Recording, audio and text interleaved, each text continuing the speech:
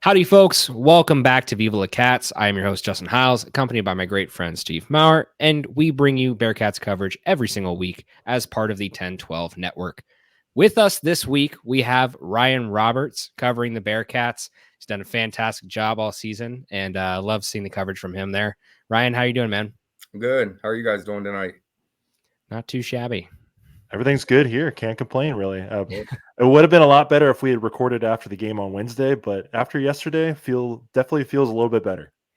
Yeah, it's a good thing that we didn't come in here on a heater after that game because Steve definitely had some out there takes, but those have fallen to the wayside now because our first point of the night, the Bearcats go on the road to Lubbock and beat number 15 Texas Tech, and along with the women's team beating Texas Tech in Cincinnati, completing the sweep for the weekend.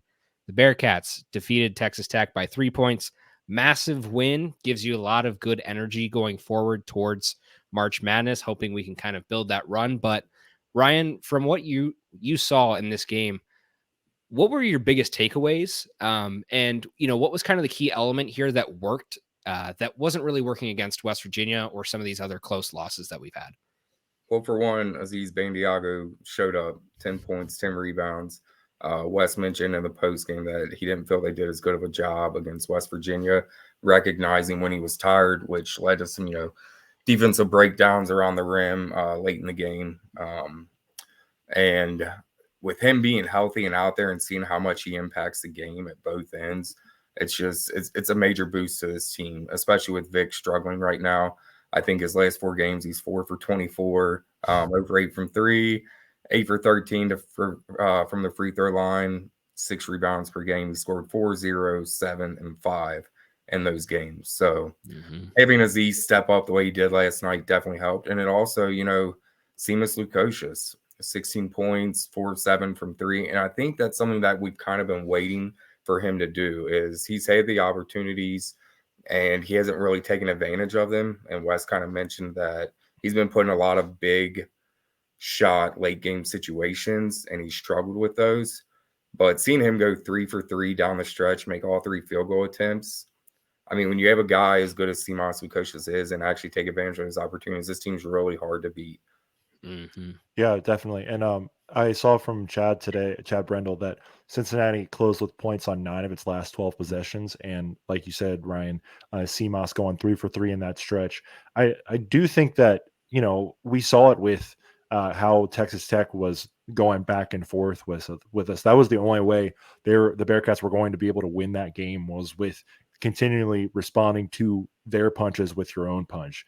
We've seen that a couple times, unfortunately, with these close losses where the Bearcats are able to stay in it until about 5, 4, 3 minutes left, and just sometimes the shots stop falling for them. And I was just impressed with Ryan. We've talked about on the show this year just how we value three different statistical categories here: the 3-point percentage, free throw percentage, and the rebound battle. And UC won all of those last night. I mean, they didn't shoot as many free throws as Texas Tech, but made all of them.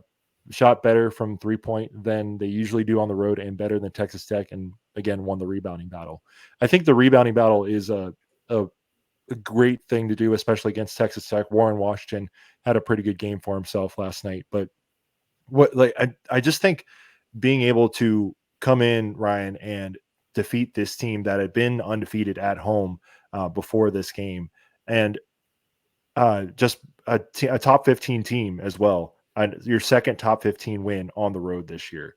I think it says a lot about just what Wes is doing this year, just from a coaching standpoint. Yeah, I would agree with that. And I think, to put into perspective, there's one team in the Big 12 currently with a winning record on the road, and that's Texas at 3-2. Every other team is either at 500 or below 500. And that includes Kansas, Houston, Texas Tech. Pretty much every team at the top of the Big 12 standings have struggled on the road. And I think it just speaks to the depth of this league, where every night on the road, it's a battle, man. If you don't, Graham McCasland said in his post game, the way you win on the road, you're physical, you win the rebounding battle, and you make your free throws. And Cincinnati did all 3 of those. Yeah. I mean, I think the biggest thing for me, like Steve mentioned, those are our pillars to success. And we've been preaching this for like weeks on end. If you can just do these few things right and get on the right side of the hump with that, you're going to find a win, because there's no way that if you do that consistently night in, night out, that you continue to, flub at the last few minutes and it's a 1 possession, 2 possession game. I think the biggest thing here, again, going 100% from the line, we haven't seen that all year long. And in all games that we've had so far, you do it in a rowdy environment like this at Texas Tech. I think that's just a huge, huge testament to the improvements and the focus that they've had trying to come out of some of these games and just figuring out what's been wrong. And I think, the other thing too, you look at the 3-point shooting and, the rebounding's been there, but the 3-point shooting was a huge focus too, because we chucked up so many shots, but we missed so many. And it's one of those things that I think we've definitely seen the identity shift to where it's not so focused so heavily on 3-point shooting as we had kind of last year, where there was a lot of volume shooting. Now it's kind of been a lot more of a balance with the paint. And so, from your perspective, I'm curious, between last year and this year, those strides that we've made, what do you think is the biggest difference that's allowed this team to kind of jump up in competition so fast? Because this team last year was not ready in the way that they seem to be now. Well, I think for one, you elevated the talent level. Like Dan Skilling's, he's going to play at the next level. Jizzle James, as Wes said, he's coming. He has an opportunity to play at the next level if he continues to progress. Simas Lukosius, he's played professionally in various underage leagues. Vic, same with Vic, he's played in professional leagues underage. And when you just look at the depth and experience of this team, I think they're not reliant on one certain category for success. They put a lot of pressure on the rim with Aziz, but also, Dan Skillings doesn't get enough credit for how well he rebounds and how active he is defensively.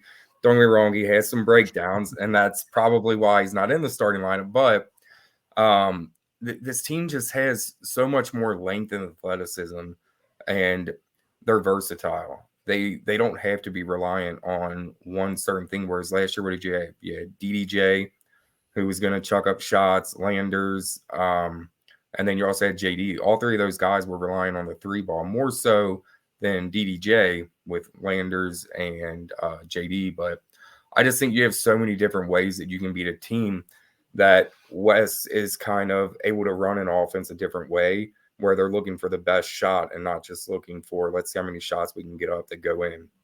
Well, and then the other thing too, to me, is that the big man play has been much better. And even with, Victor having a rough couple games, I understand he was sick. I kind of wonder if that is something to do with it, that he is still kind of fighting that off. He's well enough. He's well enough to play, but, just maybe that took a lot out of him. Just has not been his usual self over the last couple of games. I'm not really too worried about that. I feel like he can get that back. It's just repetition and game reps. But like you said, Ryan, Aziz stepping up last night was huge. And I think one of the problems with the West Virginia game, and we'll talk about that in a little bit, but you lose John Newman at the end, even after you go up by 10 points, and they just did not have a solid performance from one of the big men on Wednesday night. And Aziz was really able, and Wes talked about that, like you said, just not feeling like they had a good handle on his when he was tired and when he was ready to go on Wednesday, and they felt like they did better.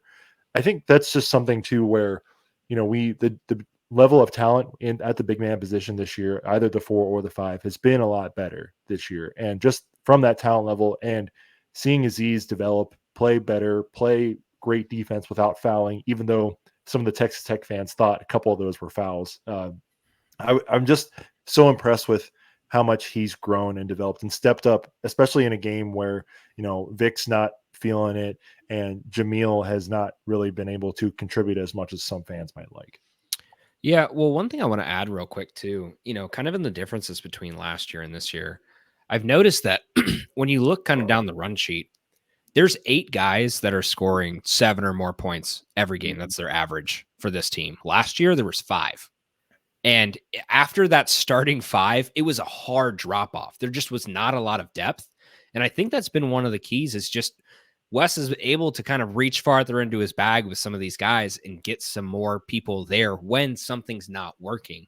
And I think that flow, if you can get that to work and consistently kind of go in and night out, it'll really help. But again, like you said, if some guys are off, sometimes it's going to burn you, and sometimes those environments are going to catch up to you. You might miss a couple shots here. Things might not go your way. You might not get the calls. And then inevitably, you might throw one in a really big environment like West Virginia. So I really do want to kind of break that down a little bit more. But specifically from your perspective, Ryan, with the West Virginia game, what do you think was the most costly piece of that game that ended up just letting everything crumble? And unfortunately, the Bearcats to a 69-65 loss. Well, they definitely had defensive breakdowns over those last 6 minutes. They were outscored 19-5, but the shot selection also wasn't there. A lot of threes early in the shot clock where they should have, maybe ran offense and tried to find a better shot. Rebounding was fine. That's the thing that that was the most frustrating part about it is they rebounded at a really high level, but when they needed to get the rebounds down the stretch, that's where the breakdowns came. Wes mentioned in his post game with rotations not happening defensively, not converting shots like they should, missed free throws. And not that, free throws cost them the game or anything like that, but it was just more so, I think, against West Virginia, lack of execution than West Virginia doing things to beat Cincinnati. And I think that's why that's a game where you're going to look back in 2 weeks where Cincinnati maybe wins 3 or 4 of their next games. And you look back and really wish you could have that one back because, I think they didn't have a field goal until under a minute left when they were up 10, 60-50 with 6:16 left. You have to be able to convert on the road when you have a 10-point lead that late in the game. Yeah. I think one of the other things that I look at as well is we've noticed this become an issue more and more throughout the season. And maybe this is just because it's the Big 12, but there's always that one, sometimes mystery, not so mystery guy who just decides to just pop off, go off. Mm-hmm. I'm really bothered by this because I started a tracker. I forget after what game. Maybe it was TCU. Maybe it was Kansas. I think it was Kansas because of Furphy going off, and I was pissed. And when I looked back on it, Jesse Edwards had his season high in this game against the Bearcats. And I just don't know what it is, if it's some part of preparation. And I understand, a baller is going to go ball. He's going to find his shot. He's going to get some points on the board. But I feel like we've had an issue checking some guys where they just start to run it up and you're not really making it very difficult for them. Some of these guys are just good, but what's the fix for that? How do you start to check some of these guys and keep them from going off for 25, 30 points and limit them down so that the Bearcats can kind of keep pace with them? Well, it's no different than Robert Jennings for Texas Tech. Guy averages 7 minutes a game, 2.4 points per game. He goes off for 14 and 6. It just speaks to more than anything the depth of this league and the rosters where you have to prepare for everyone on a scouting report just because you don't know if their ninth man off the bench is going to come in and light you up from outside. Jesse Edwards, I was a little surprised, and Wes mentioned this too. I was a little surprised Jesse Edwards had the game he had just because if you look at his history, he averaged a double-double last year at Syracuse, 14 and 10. And yeah, he hadn't played much this season from the injury, but he's a guy that should have been at the top of the scouting report. You knew what you were getting with him on the floor. There was no reason for him to have the type of night they had. And the same with Daisu with Texas. He goes off for 30 points against Cincinnati here at Fifth Third Arena. For whatever reason, these versatile big men at the 5, they really struggle with Jesse Edwards and then Daisu from Texas. But you look at Hunter Dickinson, they hold him to 10 and 6, and he didn't score in the second half. So I don't know, man. It's just one of those things with consistency defensively. They have to get more consistency, not just from Vic, but also Aziz and Jamil. And I think not to, dunk on the guy because I know he's still making a transition to Cincinnati, but Jamil hasn't been that good defensively at times, and I think that's why his minutes have been limited throughout this season in certain games, with it being matchup dependent on how he's used. Oh, you're muted, Steve. Dang, it got me again. The dog was barking in the background. Sorry. Yeah, I agree. I mean, Jamil has unfortunately not been able to contribute as much, but I think maybe bringing Victor back on Wednesday was just a little bit too early. He still played 18 minutes and was able to contribute, but he wasn't really as effective within the lane. His four of his 5 shots were from 3, and I'm not going to say anything about him shooting the 3. I think maybe other than that, he had that 1 5-for-5 game and he got the confidence. And I think they will need him to hit 1 or 2 of those shots eventually. I mean, he did hit one against BYU to really ice that game on the road. And I want him to feel that confidence. I want him to get that back. And maybe if he's starting to see a couple fall just from outside the arc, he will be able to translate that within the paint and really play better. But I agree though, Ryan. I mean, just some of the shot selection, and then I think one thing that everybody, Ryan, from the group chat, everybody had a consternation with was that end of game set where it didn't really, it seemed like we just did not have the best option at the end, and it looked like there was an option for somebody else, but Victor was kind of in a fight or flight position, and he just threw up a shot. Yeah, and I think something that doesn't get mentioned enough, the metrics say, and I know Wes isn't a fan of all of the metrics, but he does look at some of them. The metrics say this team is a lot better in 1 big sets versus 2 big sets, and we just haven't seen much of that this season. And I don't know if it's I haven't asked, see if it's more just based on the matchups and feeling like you have a really big advantage on the boards with 2 bigs in there. But the metrics say that Cincinnati's way better in a 1 big set with Aziz or Vic, with Skillings, Lukosius, Day, and John.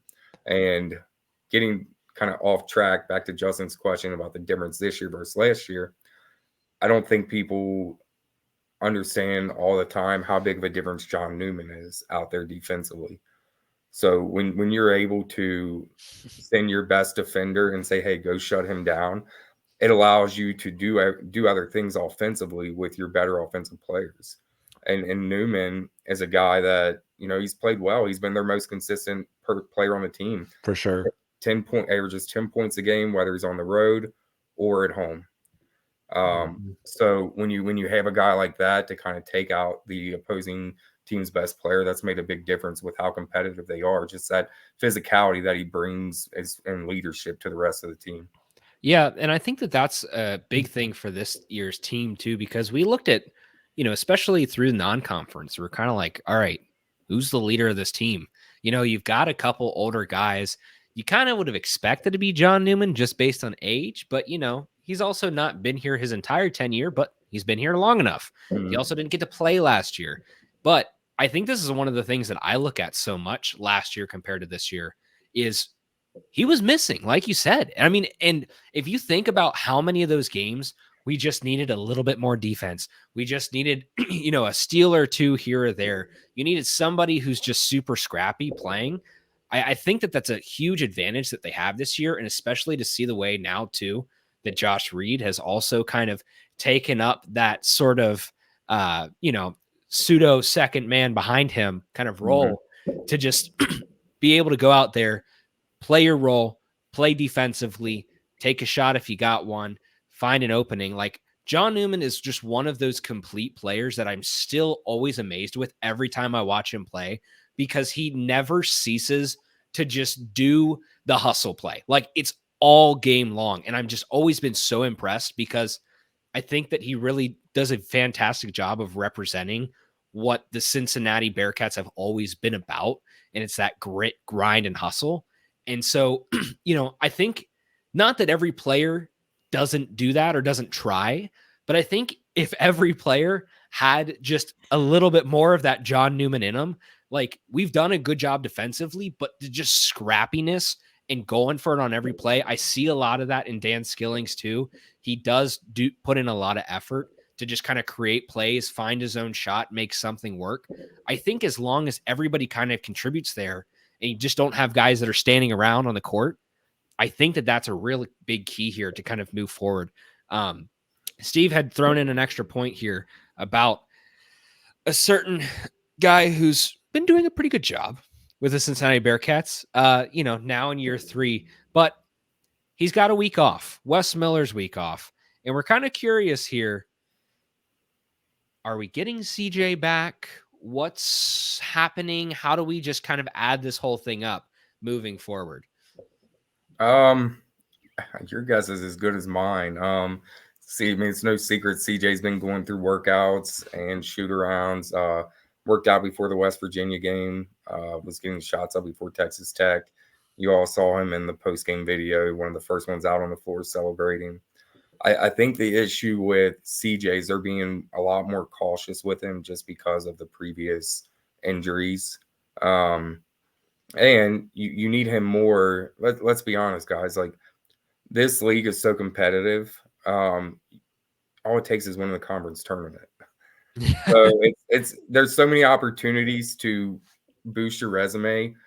With CJ missing the time he's missed, and you have the depth where you can throw a Dan Skillings and give him more minutes. That's a luxury. Bill Self mentioned that post game after the Cincinnati game that Cincinnati had the luxury of bringing Dan Skillings off the bench to score 24 points, where they don't have that luxury. So I think given the amount of depth that Cincinnati has, especially at that wing position, that's one of the reasons they're being more cautious with him and not trying to rush him back. I do think the week off couldn't come at a better time, especially with the amount of illnesses that's ran through the team, both players, support staff, and coaches. So I would say that as the week progresses, you might see stuff trickle out. That's no insider information, but right now they're just being really cautious with him because they don't want to rush him back. And then 2 games later, he's right back in the same situation with the hamstring. Well, I kind of wonder too, you had mentioned obviously about the one big lineup. I do wonder if having CJ back allows them to do more of that. And we kind of saw just from that UCF game when Diallo went out for those long stretches, how much that one big lineup was really able to turn the tide of that game and come back. And that's UCF, not to shade them, but like there's more, there's going to be better teams than them that you're going to have to play against. And we were talking about this a little bit pre-show, but I was really impressed with Saturday and you mentioned it, Ryan, like Kansas was able to get Johnny Furphy open. And I'm kind of wondering if CJ, like UC doesn't really just see that as well with, we'll see that film and try it and see if they can get either CJ or CMOS open on some of those double screens. Yeah. Like we were talking about before this, the thing that I noticed most in that Kansas game was them doubling at the top of the key on the pick and roll, doubling that, and then Kansas is doing a really good job of getting out of that double team and finding the open man, because it seemed like every other play they were getting an easy layup or an easy shot, a good look, and it had to do with someone being open from the doubles at the top of the key. I do think that some of the 3-point struggles could be attributed to CJ not being out there. I mean, he was shooting 40% before he was taken out with the injury. But I also think that a lot of their struggles have been self-inflicted. Like, I don't think that this is a bad shooting team. They just haven't converted at the level that they normally do. Like CMOS, I think he's a good 3-point shooter. Same with Day. I think Day shot high 30% last year before coming to Cincinnati. So it's not like these guys are bad shooters. It's just a lack of shots falling. I know Wes was really annoyed with Chad asking about the guys being in a funk offensively because of some of the long scoring droughts they've had throughout Big 12 play. But, I mean, Wes is right. It's just a lack of guys not knocking down open shots. And at some point, law of averages has to catch up. I mean, I think Day is 4 for 11 over the last 2 games without looking it up. From 3, he had a couple big threes against Oklahoma. I think it was Oklahoma or TCU. So, I mean, the shots are going to start falling, guys. It's just a matter of them falling when the Bearcats actually need them. Yeah. Right. Well, and let's look at this too. I mean, I think this is one thing that we don't give enough credit to the opponents, but Big 12 defenses are a lot better than our non-conference slate was. And I think that we just tend to overlook that so much, and we blame so much of that on us. And it is very fair. There are a lot of open shots that are missed. However, night in, night out, you are going to play teams that are in the metrics very, very solid defensive teams. Like, even if you go back to the UCF game, like, expecting where they've been all season, you're like, okay, UCF's not that great of a team. They had a top 10 defense.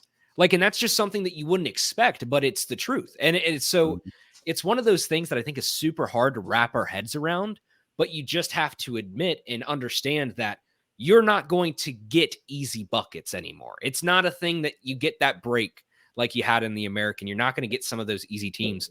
And I'm going to take a second here to curtail this into one of our points on this sort of week off thing. If you look at the current Big 12 standings right now, there's a lot of teams that are in the middle of the pack. Mm-hmm. There's a lot of teams that are right up there at the top. There's a lot of teams in the middle of the pack. And there's realistically one team that's on the bottom. Sorry, Oklahoma State. Sucks for you guys. Well, even Oklahoma State, they've got a lot of young talent. So they're Right. a year or two away from being right back where they're used to being. Right. And I mean, you can imagine that that's probably going to come soon. It's the Big 12. It's cannibalistic in nature, but, all boats float. And I think that this is one of the things that when I look at this, if you look at this rundown right now, as it currently stands, there are 8 ranked teams in the top 25. That's a lot. That's a lot that doesn't include when you're talking about March Madness picture, which we'll get to more later, but that's a lot of teams that are sitting in that top bracket of the NCAA of Division I basketball. Mm-hmm. When you go beyond that, there are currently 3 teams that are half a game back. You have Kansas and Houston at the top, which I think everybody kind of expected. But you have 3 teams half a game back. You have TCU 1 game back, BYU 1.5, and then you have 5 teams that are 2 games back. So, like, realistically, your top 12 are all within 2 games. And it's not like, you're 20 game or you're like 5 games into this thing or 3 games into this thing. You've already got 9 or so games under your belt. Like, this is a pretty stacked competition. And so, looking forward here, I'm curious what your guys' projections are, but where do you think some of these teams shake out? Specifically like Kansas and Houston, which are sitting right at the top at both in 6 and 3 in conference. Where do you think these teams shake out at the end of it? Because they've clearly shown that they're great. They've also shown that they've got some weaknesses. I would say just based off like preseason rankings, the team that surprised me the most would be BYU. They were projected to finish 13th in the league. I don't think anyone saw them being as good of a shooting team as they are. And I think West Virginia, I know that they're 3-5 in the conference, 8-14 overall, but West Virginia has a really good starting lineup. They're going to start winning some games. The only team that you can really look at and think that, yeah, that might be a win, regardless of where it's at, is Oklahoma State. And that just has more to do with how young they are in certain positions. But, I mean, 1 through 10, even Kansas State, Kansas State has some really good wins as well. We'll see tomorrow night when they host Kansas. But it's crazy, man. You look at this league and you thought the Big East was good, and this is the Big East on steroids. And that's, not a knock on the Big East or anything, but even in the Big East, you had DePaul. That was pretty much a gimme.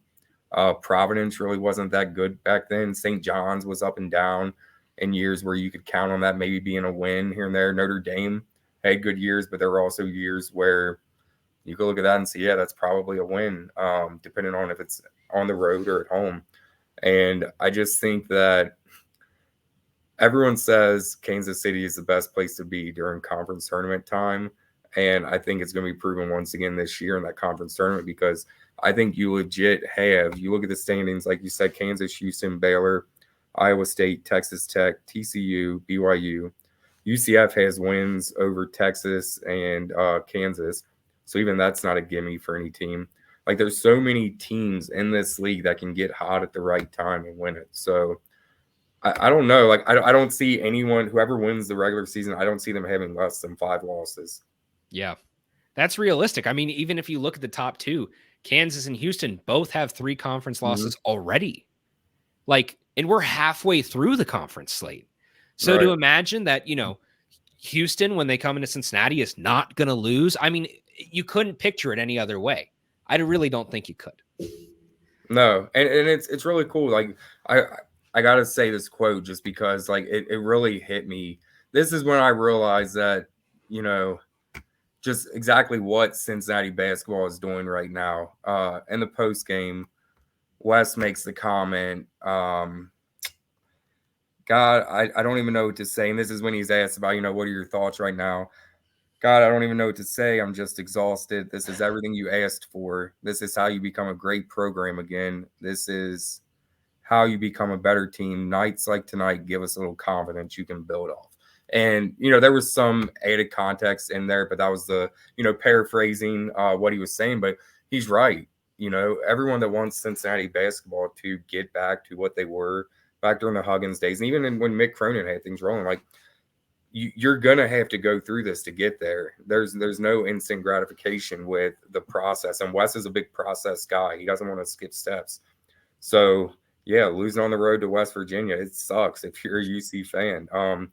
Blowing late leads against, you know, Oklahoma and Texas and some of these other teams, it sucks, but it's only going to make this program better. And I can't wait for the conference tournament because there's so many teams in this league that have a realistic shot to win in Kansas City, and I think Cincinnati's one of those teams. Yeah, one thing I wanted to look at too, you know, we'll come back to this later when I have some really hard numbers on it. But I feel like through all of the games so far, Cincinnati's probably the closest to having the most wins when it comes to closest to having the most wins. Actually, I did see something, Justin. It's only Cincinnati and Baylor that have lost all of their conference games by 5 points or less. Really? Okay. Yeah. And those two, and I think those two and maybe Kansas are the only ones without a double-digit Big 12 loss. That is good information to know, because when you look at this, I mean, I think this is the coolest part about what we've seen so far with Wes, what we've seen so far this season. If you look at the BYU win on the road, you probably say at that point in time, that's the best win that Wes Miller's had, but that's probably the best win that this team has had since X year of Mick Cronin. You know, the Illinois win I definitely think was big, but, you know, write it off, give it credit if you want. Then you look at the TCU win at home, another big win, gritty environment against a ranked team in overtime. Then you could say maybe that's the best win. But then you go to Texas Tech, and then you have it again. So it's like, that's the cool thing about the Big 12, but I think that's also the thing that just goes to show that this system is working and that these wins are going to start coming, because if this team wasn't ready, this team would be out of every single one of these games. Like, if this team was not prepared, if this team was not ready for the Big 12, we would not be in every single one of these games, and we would probably look worse than the record that Oklahoma State has right now. But instead, we're neck and neck with every single team. There is not a single team that we have not been able to play up to par with. And I think that can be one of the most frustrating things as a fan, because you see this as like, clearly with, you know, a Texas Tech or with a BYU in some of these games, we're playing up to the level of these opponents. We're playing up to that high level of basketball. But then you have the West Virginia game where you're playing down to that level of basketball. Yeah. No discredit to West Virginia, because, you know, they got the win. It is what it is. But like, when you go into that game, West Virginia was definitely not supposed to win that game, even though it was a home game. They were just not favored. It was not the way it was supposed to go. And so I just think that we've played with our opponents all these games. And I'm just waiting for that point where we kind of just flip the switch. I think we've gotten close, but flip the switch when you can really start to put the pedal to the metal and start gassing some of these teams because the opportunities have been there. And I think some of these games you've lost, even by 2-3 possession or 1 or 2 possessions, realistically, the Bearcats, if they just step on the pedal at any point in the game just to hit that takeover, you're probably winning by 7 or 8 plus points. But instead, it ends up being a loss because it's such a close game. Yeah, I think they've struggled with whenever they've gotten momentum in some of these games. They've struggled with unforced turnovers, bad shot selection. Like even last night against Texas Tech, Skillings comes down and takes an early 3, 14 seconds into the shot clock. and that's just a part of maturing. I mean, he's still young. Like, I don't think Skillings hasn't played this game that long, so he's still maturing. So you chalk it up as just, a maturity thing. But shot selection and turnovers in key situations are 2 of the biggest reasons that this team isn't 7-2 in league play instead of 4-5, maybe even 8-1. Like, even watching the Kansas game, John Newman cuts the Kansas lead to 53-49 with 9 minutes left. They don't score another field goal until just under 2 minutes left. And by that point, they're down 10, games out of reach. You can't have scoring droughts like that in this league. They went here's a sign that should make Cincinnati fans feel good. Last night, there was a situation where they went 1 of 13 from the 10:34 mark to the 4:24 mark. They missed 12 of 13. The final 4:23, they make 6 of 7 shots. And that's a sign of this team maturing and growing and understand time, possession, and situations. So, yeah, man, it really sucks seeing them struggle at times down the stretch of games. But that Texas Tech game, you can point to and say, all right, they're starting to get it and understand. And Wes has said multiple times that, he really likes his team. And that's one of the reasons they're constantly willing to learn and continue to put in the hard work, and that they haven't played their best basketball yet. And when they do, I think you're going to know it, because there's going to be a game where they go out and put, a 20 spot on a team and walk out of the gym feeling really good. Game of runs, baby. That's how it is. Absolutely. Yeah. Sometimes you get hot at the right time. Speaking of getting hot at the right time, Charlie Hustle. We love working with these guys. They provide some awesome merch for a lot of the Big 12 teams. Again, still waiting on the Cincinnati one. I'll say that until we get it fixed. Marty, please help us out, buddy. We're still waiting. Anyways, like I said, lots of fantastic Big 12 merch. They have all of the other Big 12 teams covered, and I'm sure they'll have a few of the new ones coming in as well. I think one of the best things about their merch is really just the quality of their threads, and then the availability of options and versatility of wear.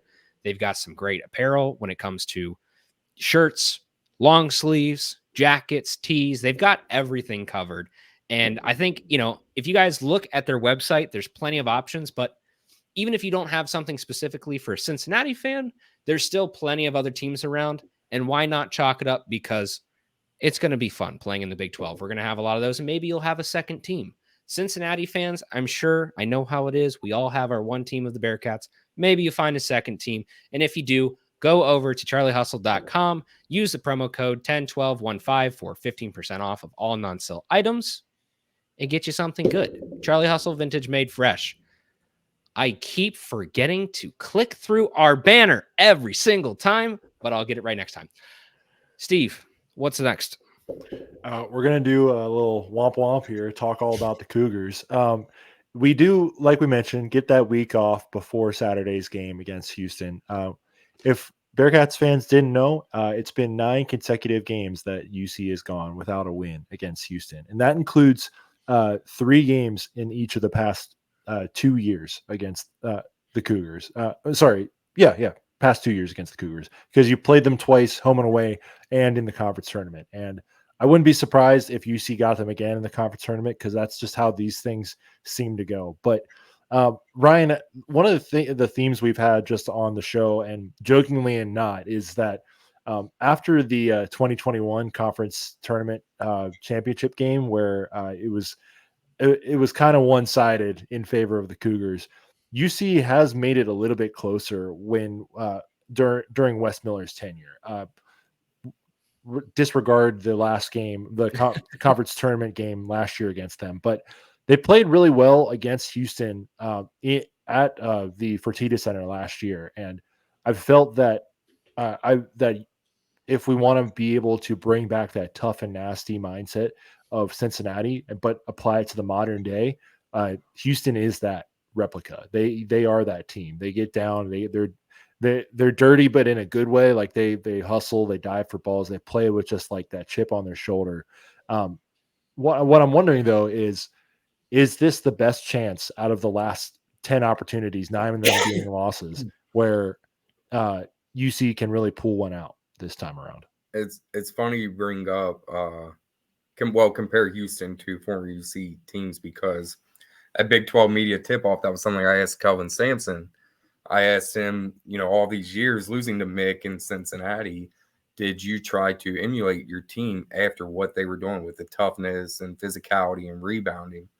And he said that when he came into the league, he didn't know much about the American. And after seeing Cincinnati a few times, he realized if he was ever going to win that league, he had to build his teams on how the old Huggins teams were built, because that's how you won in that league.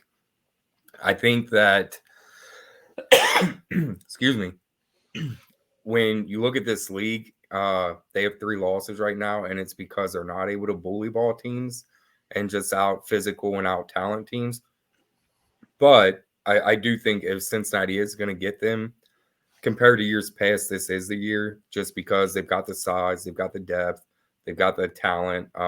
I don't know that they have a LJ Cryer on their team, the dude who's really good, same with Jamal Shed.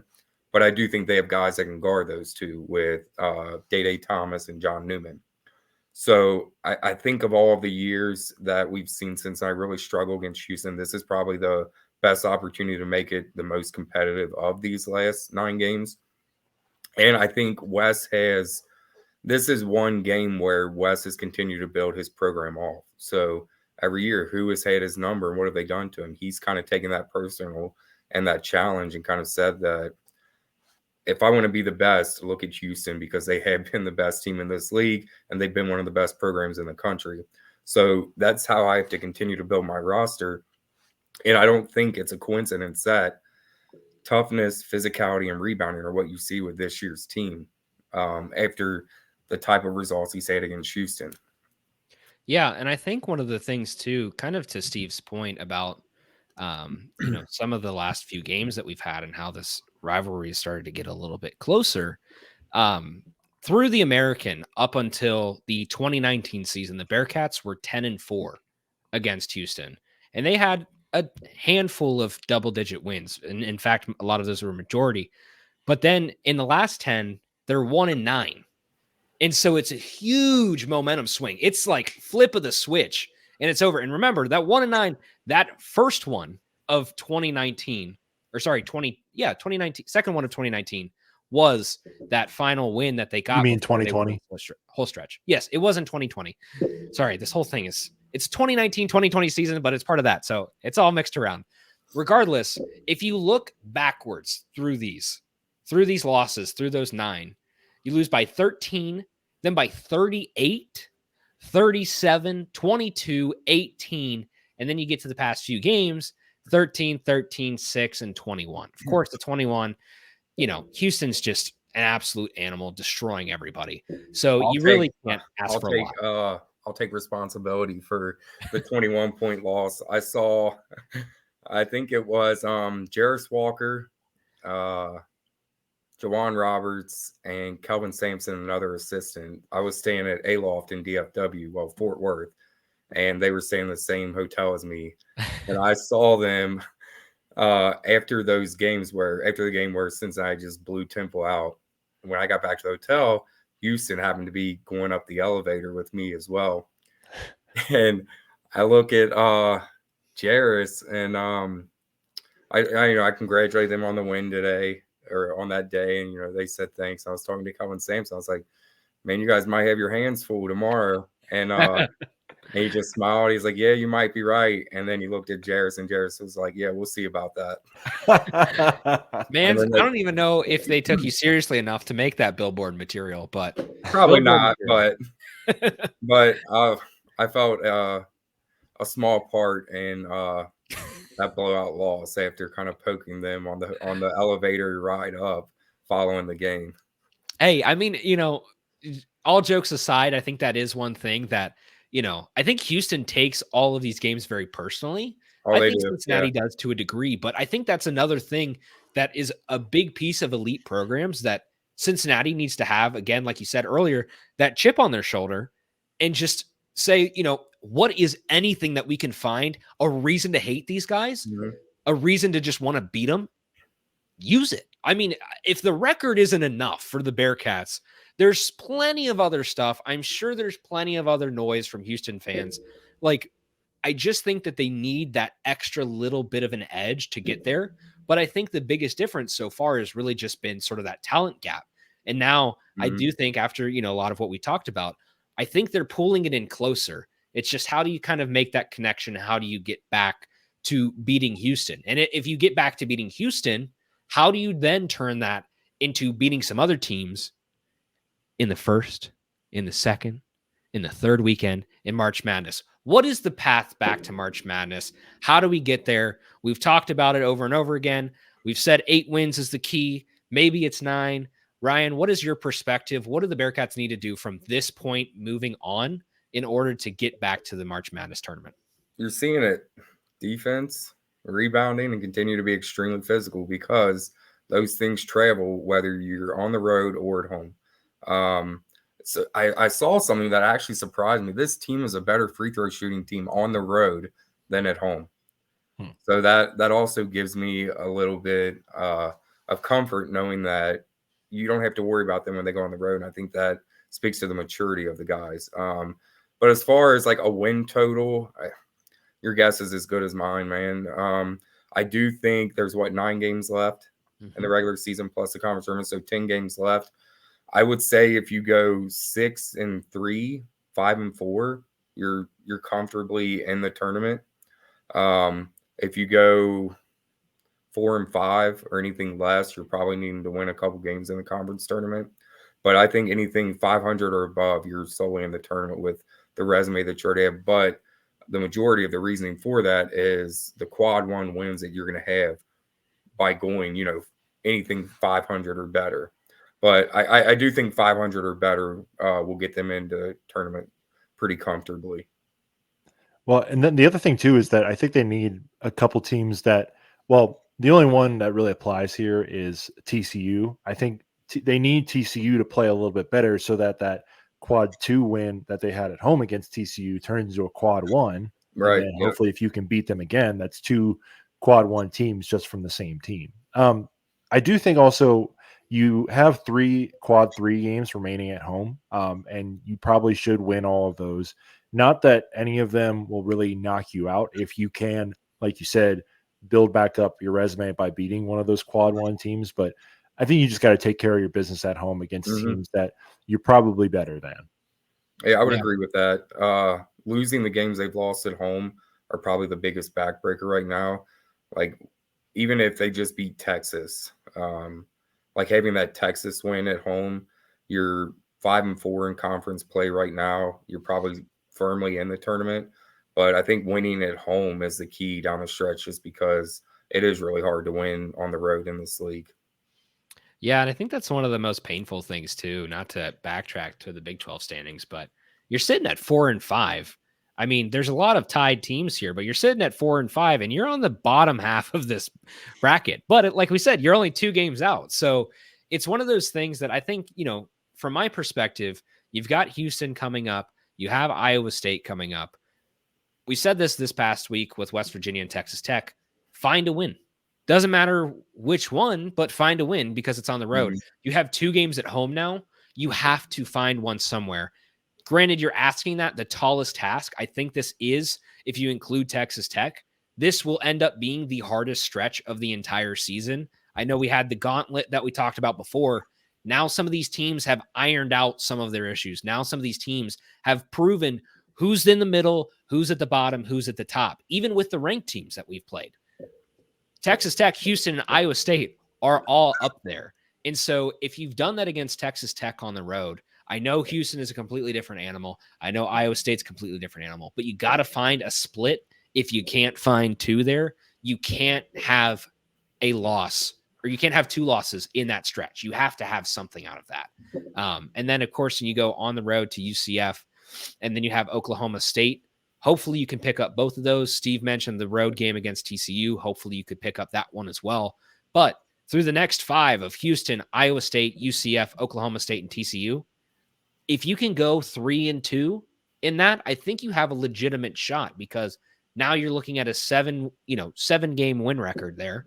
And then you just need to find something out of the back half. And I think you really only need one, but you have to be hot at the right time.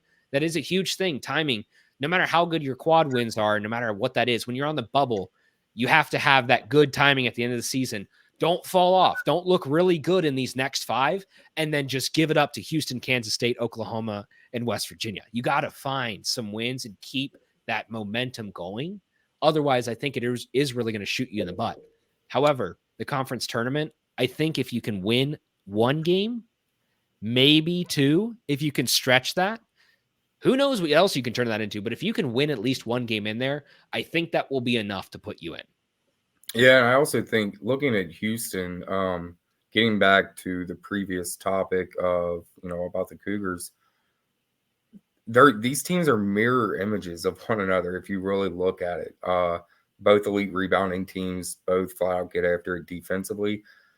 I think if Cincinnati can avoid the turnovers, because that's kind of what Houston feasts off of, points in transition, getting out in the open floor, because they're not a great three-point shooting team. Like, they have shooters, but nowhere near the level of, a Texas Tech or BYU or some of these other really good shooters that are in the league. I think just limiting the turnovers, and that's same with Iowa State.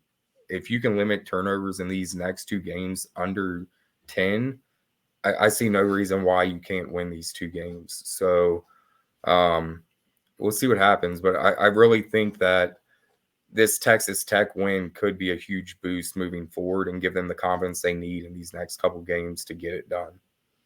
Yeah, and while we're on the point there of Houston, I have one last question before we move on. We've got the Houston game. We also have the Iowa State game coming up, but we've got the Houston game this Saturday, sorry. Bearcats have kept every single game that they have lost within 5. They've won by more. They've won by double digits. Houston is a different team, a very difficult and physical team. Do you think that the Bearcats can manage to keep this within 2 possessions if they don't win? Yeah, I think so. Just because of the competitors that they are in this league, or on this team. I don't think they have a. Don't get me wrong, John Newman's an absolute warrior. I don't think they have a team full of John Newmans. We wish. But I do think this team has a lot of toughness and grit to them, and that's why you're seeing them play so well defensively as well as rebounding. I think they just go about it in a different way than Houston. Houston's very vocal. They want to get up in your face, very physical. And I don't think that style is going to bother this team as much as it has in the past. Yeah. Having it at home too is probably a better chance of you keeping it close, because obviously Houston, when they get on a run at home, they can really just run you out of that building. But when it's in Cincinnati, I feel like they have, and we've seen past Houston teams run us out of our own building. But I do feel pretty good about our chances to at least, play well and play a great game against them. I mean, I don't want to admit defeat. I think we can beat them, but you're playing against a top 10 team at home, and we all know the Houston monster that is coming. And I tried to tell the Kansas fans, and then the Kansas just shot 70% and took care of them, no problem. But I'm excited for that round 2 of Kansas going to Houston. I think that should be another fun game in this league. I don't know about you guys, but it's just fun to watch other games in the league rather than just, all right, I'm just going to watch the Cincinnati game and then just find something else to turn on. Yeah, even on a day like today where there's literally nothing on, because you're not going to watch the pro ball flag football game.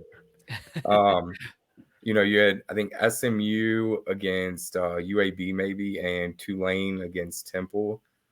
And I was just thinking to myself, like, this could have been Cincinnati if they didn't get in the Big 12. Yeah. Playing on a day where literally nobody cares that sports are even on. Yeah. So it's kind of cool. You know, I caught myself yesterday. I was excited leading up to the UC game because you had Texas and TCU leading up to it. And it's just the one thing I'm not really a fan of with the Big 12, and I understand why, is so many more games are streamed versus being on ESPN, ESPN2, or on CBS like they played when they were in the American. But the trade-off is worth it. I don't know what your guys' situation was like, but there were times watching that Texas Tech game last night where it was brutal with the lagging. Yeah. And usually, like, I think it was just a one-game thing because I've never had issues like that in the past. But yeah, that's probably my biggest complaint is the streaming of the majority of the games. Oh, go ahead, Steve.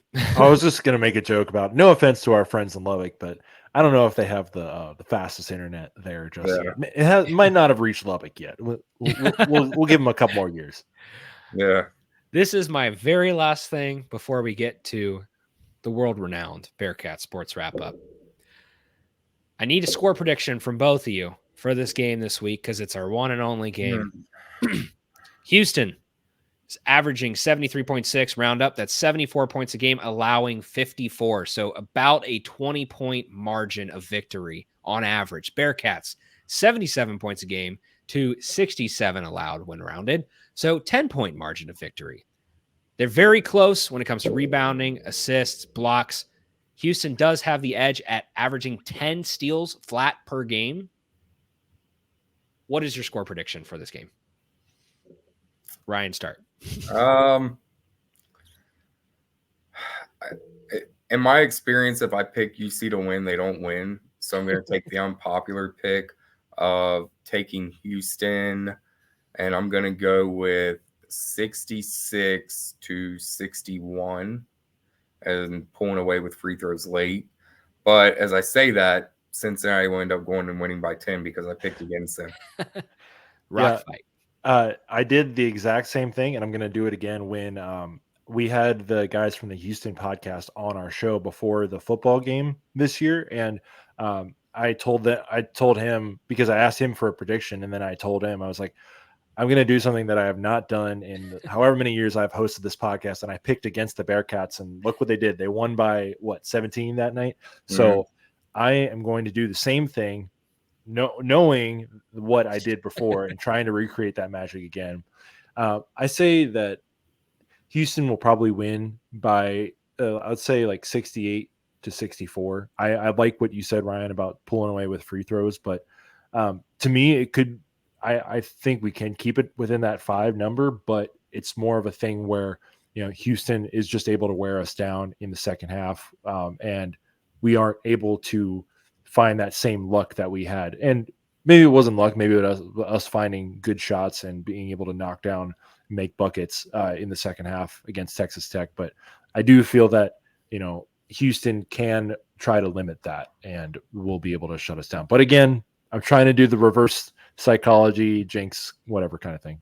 Well, for whatever reason, Damian Dunn always goes off in fifth, third. So that's a good point. Yeah. I don't believe in the jinxes. I just believe in the Bearcats winning. It is not going to be a big win. It's going to be a close one. 63-62 Bearcats over Houston in fifth, third. Mark it down. Write it. It's happening. Bearcats are finally going to get on the right side of this rivalry once again. Because at this point, I'm sure Houston fans don't even feel like it's a rivalry. It's gotten a little out of hand. All right, Steve, round us out, baby. It's the world-renowned Bearcats Sports Wrap-Up. Hit us with all of the best from this week. Thank you, Justin. Yeah, like you mentioned earlier at the top of the show, women's basketball also defeated Texas Tech on Saturday to complete the sweep over the Red Raiders. Shout out to Katrina Merriweather, got them back over 500 on the season. Another great home conference win for them. So they are headed to UCF on Wednesday, and they will host BYU on Saturday as part of the men's and women's doubleheader. The tennis team got 2 more sweeps this weekend over Duquesne and Eastern Illinois. They will have an off week this upcoming week. Track and field, Abby Nauf broke the school pole vault record, becoming the first Bearcat woman to clear 14 feet on the pole vault. And 14 feet's up there. That's taller than the basketball hoop. So congratulations, Abby. Track Cats will split squads this weekend, going to both Nashville and Boston. Women's golf is in Puerto Rico this week for a tournament hosted by Purdue, and I'm just jealous of them for getting to be in Puerto Rico in February. So, good luck to the Golf Bearcats. And then the women's lacrosse team gets their season started next Sunday as they visit Marquette. Just a quick little rundown about the lacrosse team. UC is picked to finish 4th this year, returning AAC Freshman of the Year Cameron Callahan, who scored 56 goals last year, leading all freshmen nationally. Callahan, Ava Geller, and Danny McKelvey were named to the AAC preseason all-conference team. So if you have that ESPN Plus subscription and you're looking for something else to watch on the weekend, it is kind of interesting that they are playing on Super Bowl Sunday to start their season. But, if you're not really interested in watching football, watch some lacrosse next Sunday. I actually did, when I was working at home last spring, turn on a few of these games every now and then, and they're a lot of fun to watch, especially Cameron Callahan. She was really good last year. Absolutely. Yeah. I would add watching Katrina's team on ESPN Plus as well. I've watched pretty much any game that I'm at home that they're playing. And I definitely think Katrina's going to get things going in the right direction. She has an absolute, as Pat McAfee would say, dog coming in next year. And Chloe Mann, I got to see her play when I was down there for the Baylor game. And Katrina's going to get things going right. So make sure you guys are supporting that program as well. Absolutely. Well, also, I have one last thing. Here's your stat of the night for you two. All right. All righty. Aziz Bandiago, what's his free throw shooting percentage on the year? To guess? 58% maybe. That sound right without looking it up? Sounds good. Yeah. Yeah. He is shooting 82% on the road. He's made 14 of 17 free throw attempts. Wow. 82% on the road. So what you're telling me is that instead of a soft lay-in or just to pogo stick back up and put it off the backboard, he should just dunk and get the end one. Right. Yeah. Please, Aziz, if you're watching this, dunk it, baby. We are all waiting. Clearly, you can do that. You have the height matchup advantage. Just slam it on him. Just slam it on him. Go Jamil Reynolds on him. Dunk everything. Well, Ryan, thank you so much for joining us this week. As always, it's a pleasure to have you on. Again, for those of you who aren't already, make sure to follow Ryan. You can follow him at Ryan_KY0203 for all of the best coverage of the Bearcats. From myself, Steve, the 1012 Network, our partners, Charlie Hustle, Ryan, thank you all for listening this week. Check back with us next week. Hopefully, we'll have that sweet, sweet W over Houston that we've been waiting so long for. Viva la Cats.